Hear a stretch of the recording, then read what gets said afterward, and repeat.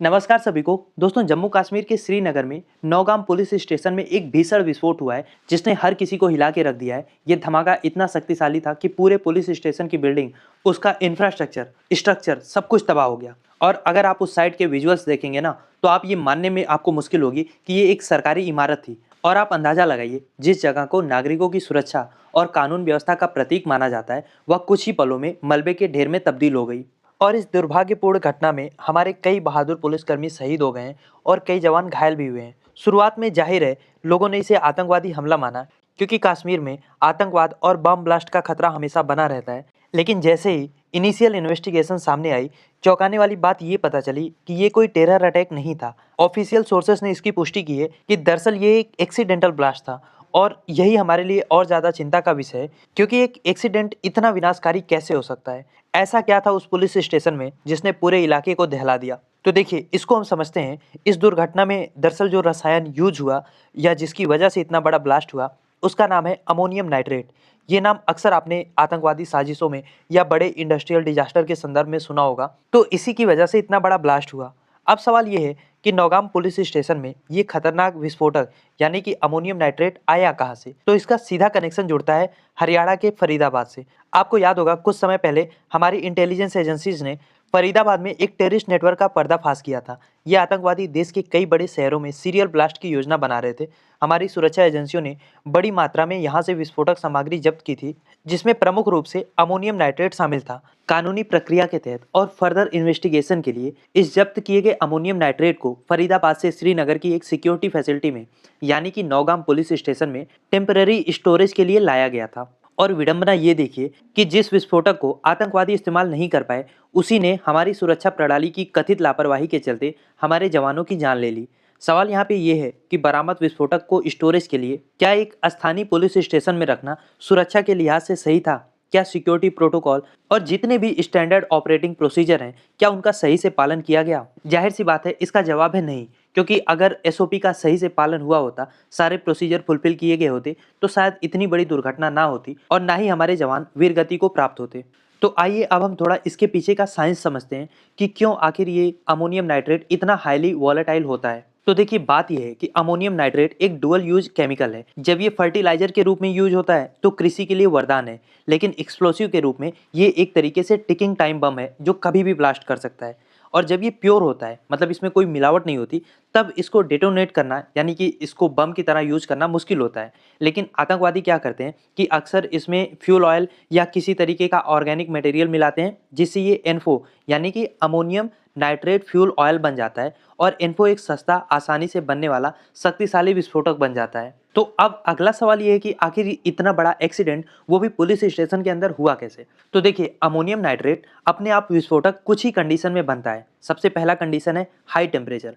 अगर इसे आप हीट सोर्सेज के पास रखेंगे या किसी भी तरीके से इसमें हीटिंग ज़्यादा होगी, तब इसके बम की तरह फूटने के चांसेस बढ़ जाएंगे। या फिर आप इसको कन्फाइनमेंट में यानी कि बड़ी मात्रा में टाइट पैकेजिंग में बिना वेंटिलेशन के रखेंगे, तब ऐसी प्रॉब्लम हो सकती है। या फिर किसी तरीके से ये कंटेमिनेट हो जाए, यानी किसी अन्य इनकम्पैटिबल केमिकल या मेटल के संपर्क में आ जाए। तो बॉटम लाइन ये है कि अमोनियम नाइट्रेट कोई माचिस की तीली नहीं है जो यूं ही जल जाएगा, लेकिन ये एक ऐसा जायंट है जिसको जगाने के लिए लापरवाही और प्रोटोकॉल की अनदेखी काफी है। और जो नौगम पुलिस स्टेशन में हुआ, ये अनुमान लगाया जा रहा है कि जो फरीदाबाद से जब्त की गई सामग्री लाई गई थी, वो पहले ही इन्फो के रूप में तैयार हो गई थी, या फिर उसमें कोई इम्प्योरिटी थी जिसने स्टोरेज रूम में बढ़ते हुए तापमान और पुअर वेंटिलेशन के कारण केमिकल रिएक्शन तेज करके अंत में एक मैसिव एक्सप्लोजन का रूप ले लिया। और जैसा कि मैंने आपको पहले बताया, यहाँ पे प्रॉपर एसओपी यानी स्टैंडर्ड ऑफ प्रोसीजर को फॉलो नहीं किया गया था, वरना शायद इतने बड़े एक्सीडेंट को टाला जा सकता था।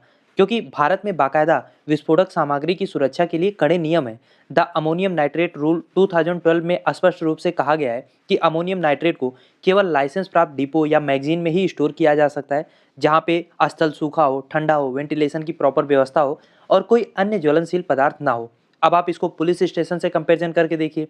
यहाँ पे रोजाना का मूवमेंट रहता है, क्राउड होता है, हीट भी हो सकती है, वेंटिलेशन का कोई वहाँ पे प्रॉपर अलग से व्यवस्था नहीं होती। तो किसी भी सूरत में स्टैंडर्ड प्रोटोकॉल के तहत पुलिस स्टेशन एक्सप्लोसिव स्टोरेज के लिए आइडियल लोकेशन नहीं हो सकता। और ये बताता है कि ग्राउंड लेवल पर प्रोटोकॉल और प्रैक्टिस के बीच में कितना बड़ा गैप है। सुरक्षा विशेषज्ञों का मानना यह है कि बरामद किए गए एक्सप्लोसिव को तुरंत बम डिस्पोजल स्क्वाड को सौंपा जाना चाहिए था या उन्हें केवल सेंट्रलाइज सिक्योर मैगजीन में रखा जाना चाहिए था, जिसे एक्सप्लोसिव एक्ट के तहत सर्टिफिकेट मिला हो।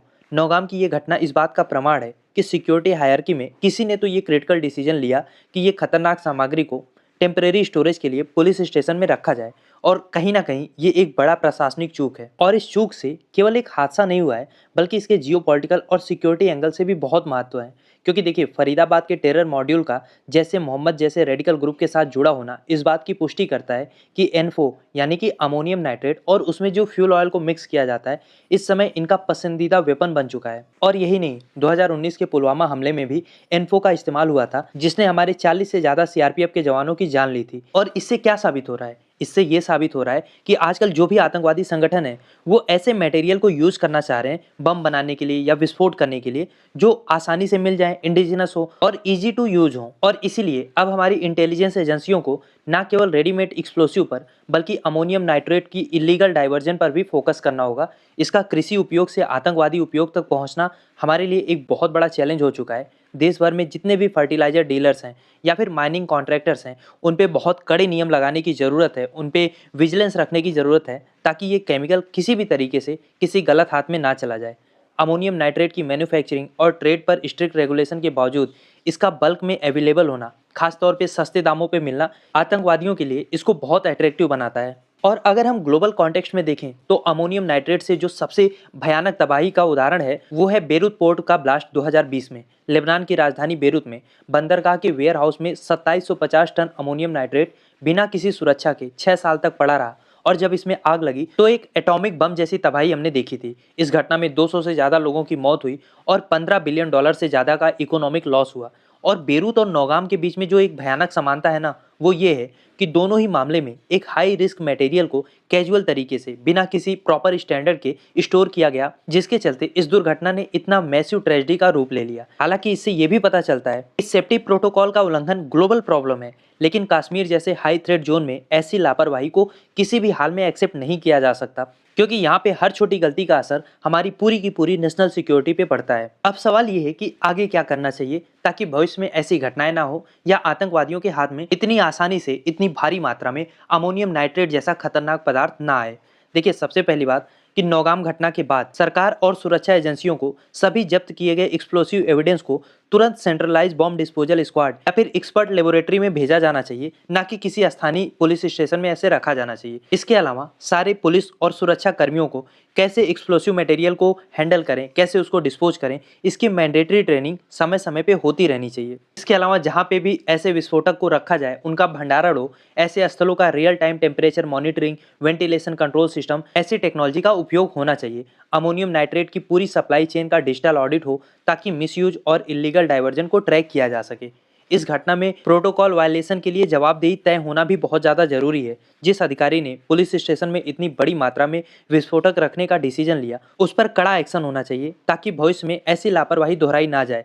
ये घटना हमें याद दिलाती है कि आतंकवाद से लड़ना जितना जरूरी है, उससे कहीं ज़्यादा जरूरी है कि हमें अपनी आंतरिक सुरक्षा को मजबूत करना होगा। हम एक्सटर्नल थ्रेट से लड़ सकते हैं, लेकिन जो हमारा इंटरनल नेग्लिजेंस है, जो हमारी आंतरिक उदासीनता है, वो हमारे लिए सबसे बड़ा खतरा होती है। नौगाम के शहीद जवानों को ये देश कभी नहीं भूलेगा। उनकी शहादत उम्मीद है सिक्योरिटी प्रोटोकॉल में एक अस्थायी और जरूरी रिफॉर्म लेकर आएगी। दोस्तों, यहाँ पे कई सारे सवाल हैं और मैं चाहता हूँ आप भी इन सवालों का जवाब कमेंट बॉक्स में लिखें कि नौगाम पुलिस स्टेशन में जो ये दुर्घटना हुई है, क्या आप इसको एक एक्सीडेंट देख रहे हो या आपको लगता है कि ये एक सिस्टमेटिक फेलियर है? क्योंकि जब हम आतंकवादियों से विस्फोटक छीन के अपने सिक्योरिटी प्रेमिसेस में रखते हैं, तो आखिर हम संदेश क्या देना चाह रहे हैं? क्या ये लापरवाही नहीं है? क्या आपको लगता है कि इस लापरवाही के बाद हमारी सुरक्षा व्यवस्था में एक सुधार होगा? क्या सोचते हैं आप इस बारे में? लिखिए अपनी राय कमेंट बॉक्स में।